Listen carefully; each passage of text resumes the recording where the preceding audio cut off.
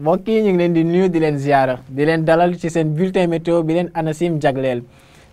gis nañ ni li ko dalee talaata ak léegi jot nañoo nemmeeku taw ci réew mi yëpp ba biig sax jàpp tey ci suba ndox moo xam ne xaw naa bari biñ ko xaymaa ci yenn goxu réew mi ci diggante guddib tey jàpp guddib démb ngeen baal ma jàpp bisub tey ca noonu nag incha allah am nañu yaakaar ni guddi gii di ñëw jàpp ëllëg dinañu nemmeeku ay taw yoo xam ni mën nañu ànd ak dënnu ci gox yi féetee ca bët saalumu réew mi te am yaakaar sax ni mën na laal benn pàcc digg réew mi ci diggante guddib tey jàpp ëllëg ci fajar waaye ëllëg bu digg bëccëg jotee jàpp ngoon ñu ngi yaakaaraat ay taw incha allah ca gox yooyee dañuy wayax animation satellite bi pour xool nu niir yi def ci guddi gi te dinañu gis ni nag dinañu takku bu baax ca boori bët saalumu réew mi rawatina tamit gox yi nga xam ne ñoo féetee ca digg réew mi waaye tamit ca noonu nag dinañu am asamaan soo xam ni lu muy am ci niir daanaka du bari ca boori bët gànnaar jàpp penk ak ngelaw goo xam ni dina ëppee réew mi na jógee bët gànnaar bu suba jotee jàpp liy des ci bis bi donc ca noonu nag prévision guddi gi dinañu gis ni ba léegi taw yu ànd ak dënnu la ñuy yaakaar ca boori bët saalumu réew mi Ziguinchor Sédhiou Kolda ak sax ba boori Kédougou foofee am nañu yaakaar yu rëy ni mën nañ faa nemmeeku taw ci guddib tey ji taw yoo xam ni mën nañu sax agsi ba daanaka boori Tambacounda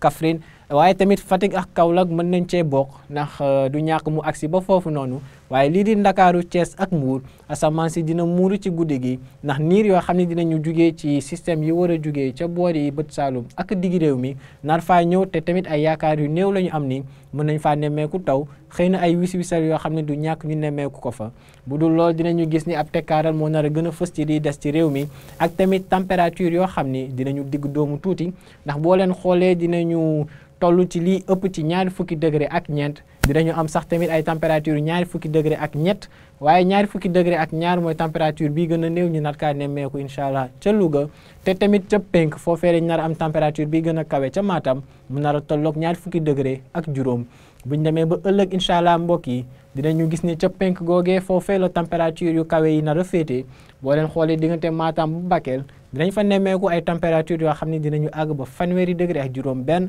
waaye ca Podor nag lañ nar a am température bi gën a kawe ci bisub ëllëg nar a tolloog fanweeri degré ak juróom ñaar digg réew mi tamit dinañu nemmeekuwaat ab tàngoor tuuti température yi dinañu toll ci fanweeri degré ak juróom ca diggante Louga Linguère jàpp ba boori Kaffrine waaye ca soow réew mi lañ nar a am température yi gën a néew ca ëllëg diggante Ndakaaru sax ak Thiès nar a tolloog fanweeri degré te ca noonu di ngeen gis ni asamaan si dina wëy di ami niir ca bët saalum réew mi rawatina nag ca boori Casamance goxu Ziguinchor Sédhiou ba boori Kolda taw yoo xam ni dinañu ànd ak dënu yaakaar nañ ko fa ñu mën a sax agsi ba daanaka boori Kaolack te ca noonu nag tamit dinañu ñëw ba boori Fatick ak i Kaffrine jàppalee ni nag incha allah diggante Ndakaaru Mbour ak Thiès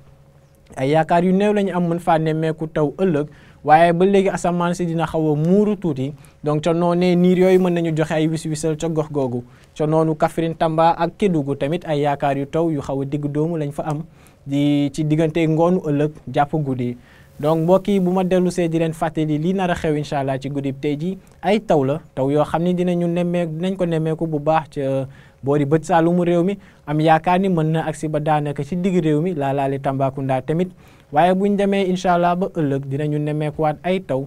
yoo xam ne dinañu gën a am doole ca boori Casamance war a mën a yéegaale sax ba boori Kaolack ak Fatick daanaka laalaale Mbour waaye lii di Ndakaaru ak Thiès moom ay yaakaar yu néew lañ fa am ni mën nañ faa nemmeeku taw ci guddi tey jii waaye tamit ëllëg te bu loolu weesoo incha allah nag tàngoor tamit dinañ ko nemmeeku bu baax ca digg bëccëg ëllëg ca gox yi féetee ca boori bët gànnaar jàpp pénk lii moo gënoon a fës ci xibaar yi ñeen indil mbokk yi dañ koy yemale fii rek te di leen jox dig daje altine incha allah fii ak boobu nag ñu ngi leen di ñaan ngeen wéy di topp xibaar yi dikkee ci ANACIM jërë ngeen jëf